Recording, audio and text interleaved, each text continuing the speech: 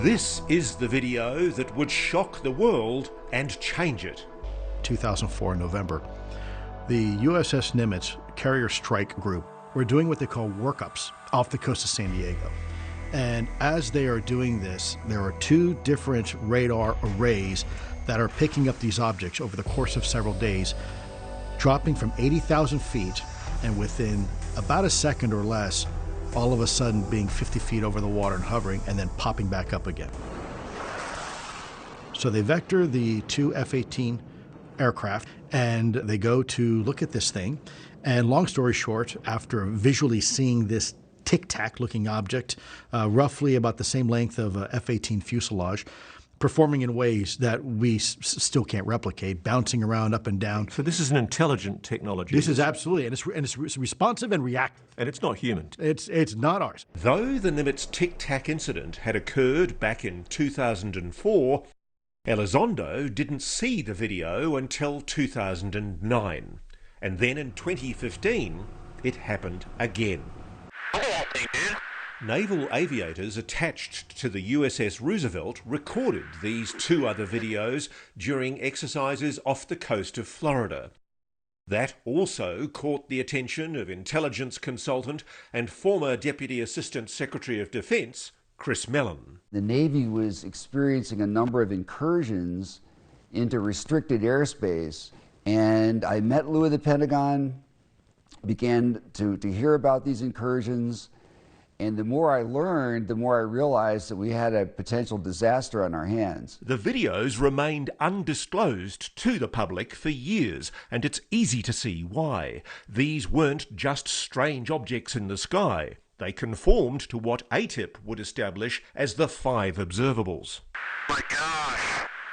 So the 5 observables include instantaneous acceleration, hypersonic velocity, low observability, trans-medium travel, and anti-gravity. In essence, the ability to defy Earth's natural gravitational force without the associated technology or means to do it. The government has said that for the record. This is not our technology.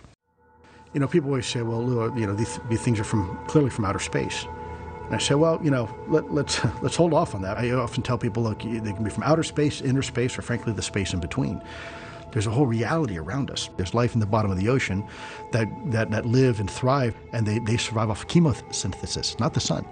And then we have life that's, you know, deep down in the Arctic ice that's thriving, and even on the ISS space station. What do you find, though, the most plausible explanation for the intelligence that we're witnessing? I mean, these things could be just as natural as we are. They could be from the oceans. We don't know. Elizondo says ATIP also identified another pattern. In several instances, UAPs have allegedly appeared near American nuclear facilities or weapons systems. Both the Nimitz and the Roosevelt are nuclear-powered. We do know that there is a very significant interest that UAP have towards our nuclear technology. A daunting thought, to be sure. But Elizondo says ATIP also developed a hypothesis that the UAPs might have an Achilles heel, a vulnerability that the American military can exploit.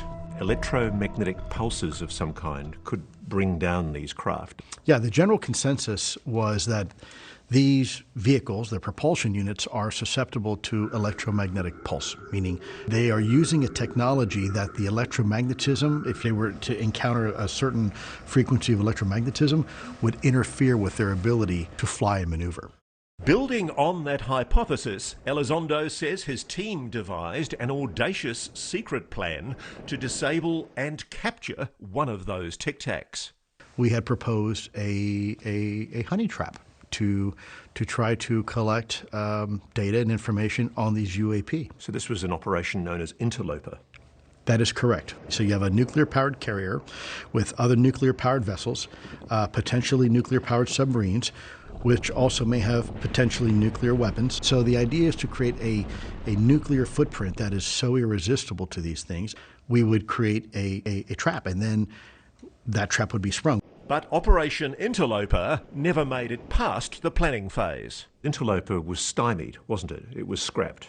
It was scrapped. It was a pretty good idea. And it was approved by a lot of people and a lot of agencies. And yet, when it finally got to the top, it was stopped. It was blocked. It's almost like somebody perhaps already knew the answer. Or didn't want us having the answer. Thanks for watching. Go to joinnn.com to find NewsNation on your screen. And don't forget to click the red subscribe button below to get more of NewsNation's fact-driven, unbiased coverage.